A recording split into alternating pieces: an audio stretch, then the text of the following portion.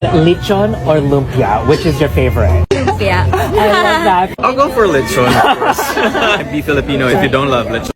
A few moments later. Guilty. Guilty. Lalo pag masarap yung spaghetting Pinoy. Tsaka lumpia. Angat Buhay Foundation partnered with Miss Catherine Bernardo's Foundation to make this relief operation possible. Ito sa mga new batch, yung mga bagets. Sinong inaabangan nyo dyan na feeling nyo, well, pwedeng already a superstar, kung kanino kayo humahanga sa mga bagong artista? Catherine, mahusay siyang artista. Yes. Mahusay siyang artista. Tsaka, she's a good girl. Parang As a matter of fact, Netflix. a very good girl. She's a very good Na, nasa Netflix na ngayon. No, but she really is a good girl. She's well-rounded. She's a really good girl. She's a sweet girl. She seems tough. She's brave. Really, si Catherine, she's one of the nicest I've met in the industry. Of her stature na, ha? Considering si Kat, I love her. Ang Charity Foundation, mga kasombreros. Nakita ko talaga dito yung pattern nila, no? Kaka-post lang nito, bagaman yung vlogger dito, no, na isang Bisaya rin po, ay dito yung sa Angat Buhay Foundation dun sa Cebu, mga kasombreros. So, ang ginawa pala ni Ma'am Catherine, nung family niya ay maliban dun sa pumunta sila mismo, nakikipag-coordinate din pala sila, mga kasombreros, no, sa mga foundation, no, para tulungan ang mga nasalanta ng kalamidad and so on. So ito na, no, parang isa-isa na yung pattern, mga kasombreros, na nagsisalabasan. So baka sa susunod ay magkakaroon na rin si Ma'am Catherine ng kanyang sariling foundation, mga kasombreros, no, kasi si Sir Alden ay may AR Foundation. Tapos si Ma'am Catherine naman ay ang tinulungan nila dito na foundation ay Angat Buhay Foundation, no? Parang non-NGO or non-government organization or NGO pala, mga kasombreros, dun sa Cebu, no? Tapos yun nga, sabi dito ay nakipag-collaborate or nakipag-coordinate, mga kasombreros, si Ma'am Catherine sa foundation na ito, no, para tulungan nga, mga kasombreros. So maliban ito, separate ito doon sa pumunta talaga sila Mami Min, mga kasombreros, sa Cebu. So talaga nakakatuwa, no? Nakita natin yung pattern ng Kathleen, mga kasombreros, na nagkakaroon sila ng parehong advocacy, mga kasombreros. So hindi na ako magugulat kung magkakaroon na ng sariling foundation si Ma'am Catherine soon, mga kasombreros. Alam natin na doon na yan papunta, mga kasombreros, no? Knowing yung puso ni Ma'am Catherine at saka ni Mami Min ay talagang very kind and matulungin, mga kasombreros. So ayun po, no? So congrats at saka good job, no, Ma'am Catherine and her family. And then ito, next item natin. So na-recall na ni Mark Prin, no, itong yung adobo or lechon. So yung nasa Hollywood sila, adobo or lechon, di ba? Parang nung pinatili si Ma'am Catherine. Tapos sabi niya lumpia. So lumpia or lechon. Tapos si Alden naman lechon. Tapos nang interview niya nun sa may out of order, mga kasombreros, ay lumpia, sabi. Nagbago ng isip niya, mga kasombreros, no? Hindi ko alam kung impluwensya ba ito ni Ma'am Catherine or sadyang nagbago lang isip niya Sir Alden, mga kasombreros. So baka recently, kasi yung interview nila na to ay recent, no, sa out of order, pero yung out of order mismo ay 3 years ago pa nila na shoot, mga kasombreros. So pero yung interview nila na to ay recent, no, kasama si Ma'am Heaven Peralejo, mga kasombreros. So ang galing ni Mark Prin, no, natitrace niya pa rin yung mga luma na video, mga kasombreros. And then ito, so next item natin. So si Luis, no, para nagkaroon pala siya ng interview kasama sina Ma'am Jelly De Belen, si Candy Pangilinan at saka si Janice De Belen, mga kasombreros. So parang hinahangaan talaga nila dito si Ma'am Catherine, no, dahil mahusay na artista, matapang, and at the same time ay one of the nicest na tao na kanyang nakilala sa industriya ng showbiz, mga kasambreros, which is definitely she is, mga kasambreros. So parang ang punto dito ni Ma'am Jelly de Belen ay knowing na or considering na sobrang sikat na niya, sobrang ang taas na ng level ni Ma'am Catherine, no, superstar, phenomenal box office superstar, multimedia superstar, Asia's multimedia star, mga kasambreros, multimedia. Tapos phenomenal box office queen, no, talaga mababasag ng mga records, no. Sabi niya, I love her, no. Sobrang mahal na mahal niya rin si Ma'am Catherine, mga kasambreros. So si Candy Pangilinan din, no, ganun din po, mga kasambreros, na si Ma'am Catherine. Kasi bihira na lang talaga, no, yung mga ganun, mga kasambreros na kunwari mga sikat na sila, tapos hindi sila nagbabago, no, kagaya ni Sir Alden, mga kasambreros, parang yung status lang, yung achievements lang yung nagbago, pero yung kanilang ugali, no, nung nag-start sila ay pareho pa rin, mga kasambreros, which is a treasure, no, diamante, kumbaga pabihira mo lang makita ang mga gantong ugali, mga kasambreros, ng tao sa lipunan. So yun, si Ma'am Catherine, mga kasambreros, ay kanilang hinahangaan. And then ito, so next item natin. So ito pala yung makakalaban ng ng CAFDEN, mga kasambreros, para sa PMPC Star Awards for Movies, para sa pagiging Best Actor at saka Best Actress. So si Sir Alden Richards, ang makakalaban niya sa pagiging Best Actor ay si Arjo Atayde, si Seth Fedelin, si Joshua Garcia, Baron Geisler, si Aga Mulak, no, si Piolo Pascual, si Dennis Trillo sa Greenbone. So ito po ay para sa PMPC Star Awards for movies, mga kasambreros. Kasi tapos na yung for television. Tapos makakalaban naman makakalaban ni Ma'am Catherine.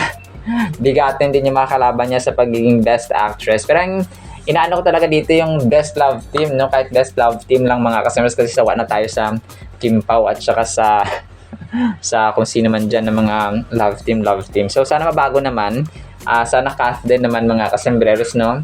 Sana magpunta naman sila dun sa awarding kung sila ang tatanghaling Best Love Team of the Year. Iniisip ko dito, kapag manalo silang Best Love Team, magkakaroon na sila ng movie ulit, no? Tapos iba mag-a-appear sila, pupunta sila. So parang gano'n naisip ko ba, kasi diba dati sa Guillermo Mendoza, bago yung Hello Love Again, ay nag-appear muna sila, no? Nagpakita muna sila sa Guillermo Mendoza na awarding. Tapos yun na, no? Tuloy-tuloy na, mga kasambreros. So sana ganito rin, parang insinuation ba, parang palatandaan na magkakaroon sila ng movie kapag mag-appear silang dalawa sa PMPC Star Awards for Movies, mga kasambreros.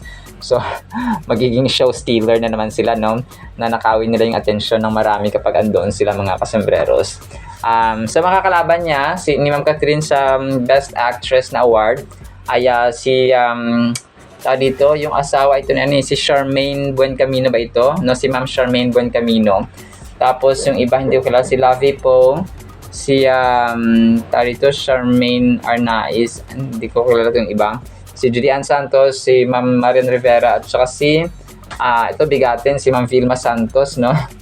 Talagang grabe yung grabe yung labanan dito, mga kasambreros. So itong dalawa hindi ko kilala, mga kasambreros, no. Dalawang babae, sorry po, parang si Chris Bernal, pero hindi to si Chris Bernal sorry po, hindi ko kilala, mga kasambreros. Pero yun, talagang grabe din ang labanan dito sa pagiging Best Actress. Pero para sa akin, dahil gamit na gamit yung Best Actress at saka Best Actor na awards ng CAFDEN, ay doon tayo sa Best Love Team of the Year, mga kasambreros. So para and then ito, so Simin nag-post ng Instagram story para ito sa Center for Advanced Dentistry or CAD, mga kasambreros. Tapos picture ni Ma'am Catherine, no. Di ko alam kung Libran for Angeles. So sa Angeles, Pampanga ito, mga kasambreros. So Center for Advanced Dentistry. Hindi ko alam kung promotion ba ito or may ganap na naman si Ma'am Catherine sa kanyang CAD, mga kasambreros.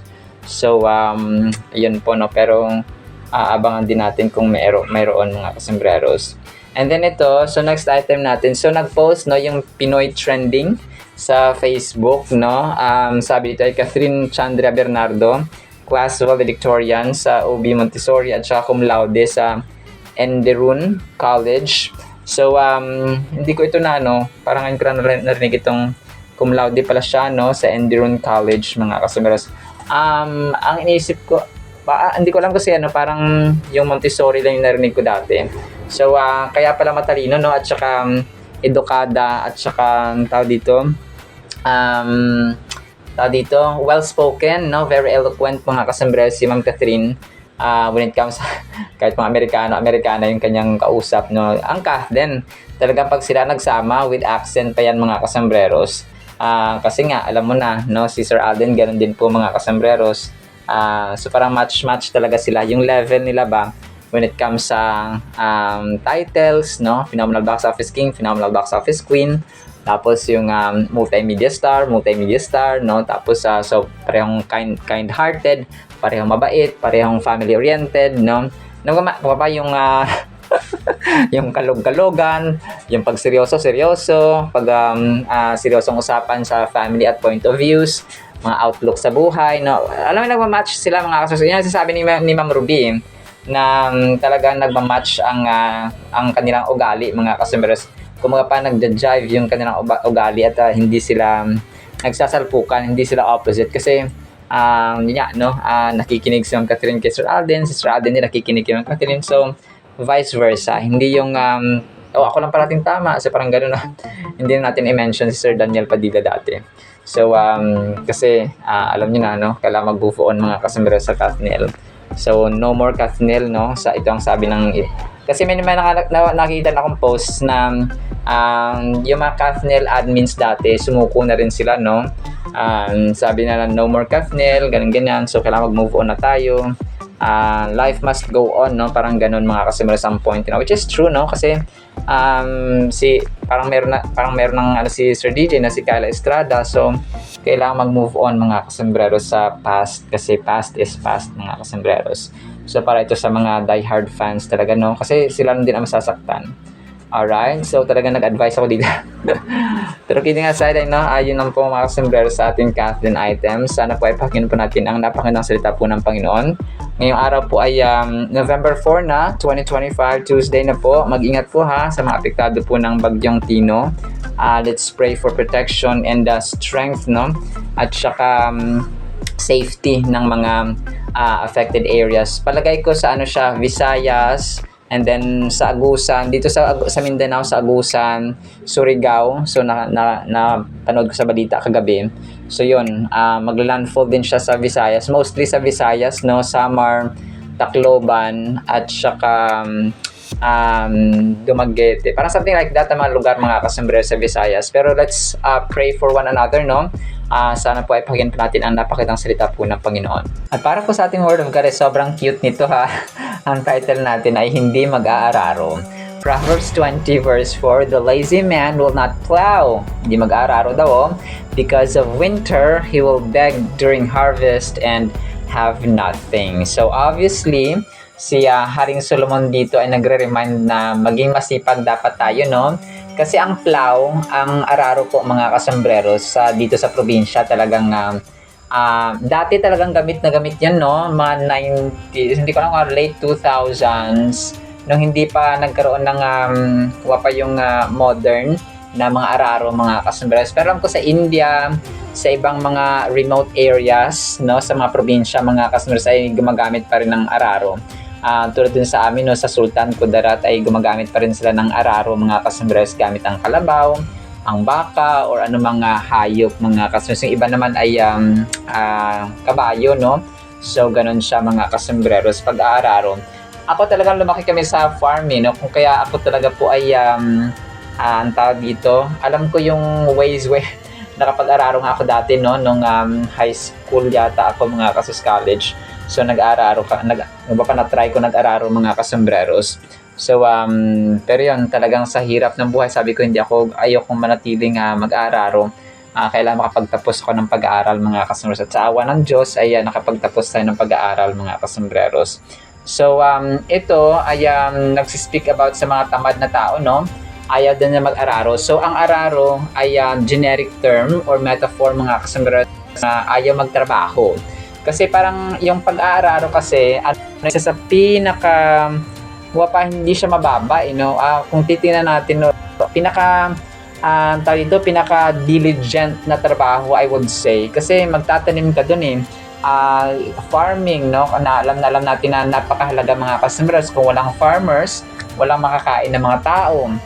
And yet, no, sabi nga ang sabi nga ngayon ay farmers nga yung pero yung support farmers pinakamalaga at saka bayani rin sa ating society. And yet may mga pinakamaliit na natatanggap na benepisyo at saka tulong mula sa gobyerno mga kasombreros. So which is true, no? Kami nakakatanggap kami ng mga fertilizers, mga pataba, pero hindi siya sasapat. Pero nagpapasalamat pa rin kami sa Panginoon mga kasombreros kasi blessings po iyon, no? Anything mga kasos or any small blessing ay counted po talaga mga kasombreros at pinagpapasalamatan natin sa Panginoon. So yun, ginamit dito ni King Solomon na metaphor yung plow mga kasombreros ay kasi yun parang magtatanim ka tapos mag-aani, and then yun yung parang pinakasimula ng pagtatanim mga kasombreros na kung saan ay magdudulot ng ani at pagkain sa magbibigay ng pagkain sa society, no, sa mga tao mga kasombreros sa komunidad.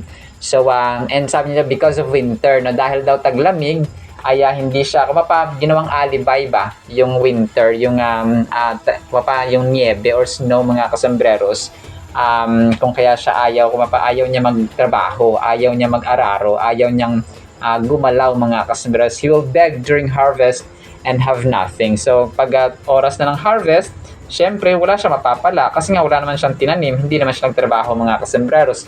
As simple as that, no? Kapag hindi tayo magtrabaho, so wala tayong income. So gano'n na siya kadali mga kasombreros. So Proverbs 20 verse 4 is a verse from the Old Testament that offers wisdom on the importance of diligence and hard work, no? Ito siya mga kasombreros, talagang ngayon, sa bayarin pa lang, kaliwat kanan na, no? Dati yung wifi, hindi pa siya needs, no? Hindi siya pangailangan, kundi wants lang. Yung mga mayaman lang talaga dati ang may kailangan ng wifi. Ngayon talagang halos lahat na, kasi halos lahat gusto maging vlogger, no? So kailangan ng wifi kapag mag-vlog ka mga kasombreros. Libangan ba, no? Kasi cellphone, libangan talaga yung mga kasombreros. So ako yung natutuwa nga dito, no? Kasi ang nanay at saka ang stepfather ko dati talagang wala silang libangan, no?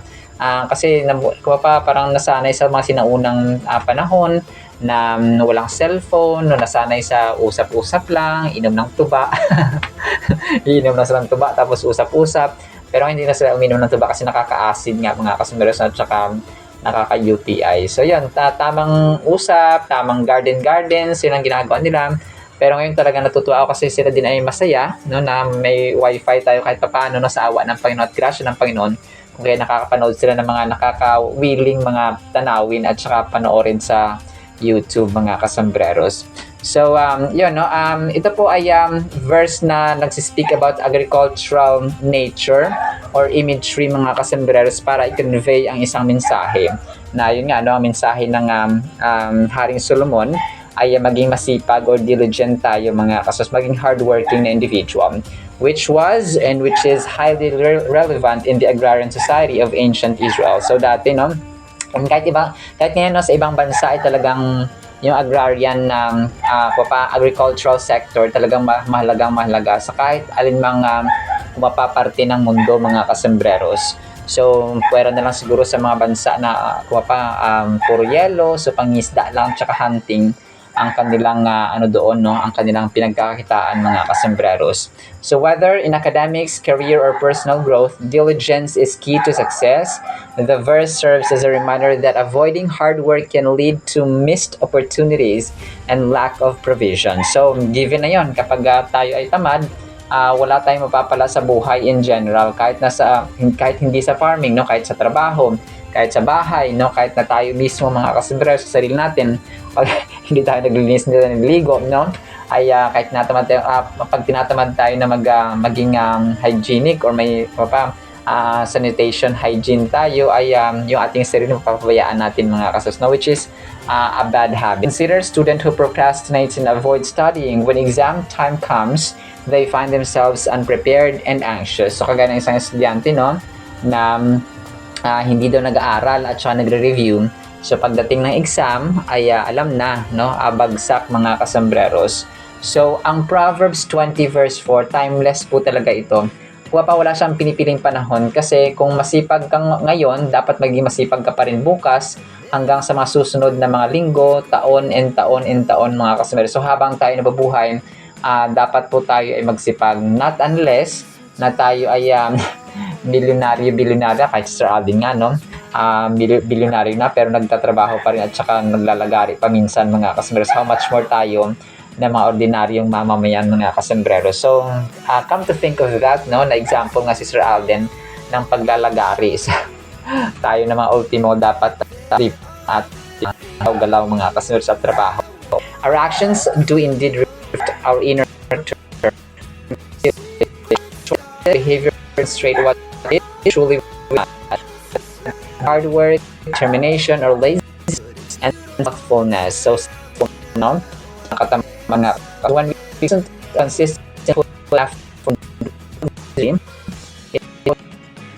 consistently in effort and work diligently, it we value responsibility, discipline, and perseverance. Conversely, if we consistently choose the path of least resistance and avoid hard work, iniiwasan natin ang trabaho, it reveals a lack of drive, dedication, and possibly even integrity within us. So, di ba? Sino ba naman ang gusto makasama ka at saka maka-counteract or maka-interact kapag ikaw ay tamad, no? Kapag ikaw ay hindi masipag na tao, no? Siguro, kapag kaibigan mo ganun, ayan, parang ayaw mo rin makasama mga kasambreros, no, sa loob ng bahay or sa kahit saan mga kasambreros. Parang gusto niya iasa na lang sa'yo lahat, di ba? So, ayaw natin ng ganung kasama. So, especially, no, sa ating pamilya, mga kasambreros, pagkapatid mo yan, siguro binatukan mo na. Kasi nga tamad. So therefore, it is important to regularly assess our actions and behaviors to ensure they align with the values and principles we hold dear in our hearts. What we do on a daily basis, how we treat others, and the choices we make all provide a glimpse into our inner character. We can strive to live authentically and in alignment with our beliefs and virtues by being mindful of how our actions reflect who we are. So, hindi lamang siya kasi ngayon kunwari kapag masipag ka, tapos nag-invest ka, so, para na rin yun sa future, mga kasambreros, no? Para na rin yun sa kinabukasan mo at kinabukasan ng magiging pamilya mo at kinabukasan ng pamilya mo, mga kasambreros. So, as simple as that. So, kung masipag ka, ikaw rin naman na magbe-benefit. Kapag tamad ka, ikaw rin naman na magsasuffer. So, ganun na lang isipin natin. So, walang ibang magsasuffer, mga kasambreros, hindi naman ang kapitbahay mo. Although, damay-damay ito, pero ang pinaka talagang affected, no, ng pagiging tamad mo ay sarili mo rin, mga kasambreros. Kung kaya mas mahalaga na maging masipag na lang tayo, mga kasambreros, kasi tayo rin naman ang mag-benefit positively, mga kasambreros. Alright, so napakaganda ang title. Huwag ang tawag dito, ayaw mag-araro or huwag mag-araro, mga kasambreros. So hindi araro. So, pero hindi ko masasabi na mag-aararo kayo dyan, ha, kahit nasa opisina kayo nagtatrabaho. So, ito po ay metaphor lamang na ginamit ni Haring Solomon, mga kasambreros. Alright, sinabi sa ating Word of God, ha, nawa po ipagpalain po tayo ng pag-ibig, pananampalataya, pag-asa, no, diligence or kasipagan. In the mighty name of Jesus we pray. Amen and amen. See you sa next segment, mga kasambreros, and paalam po.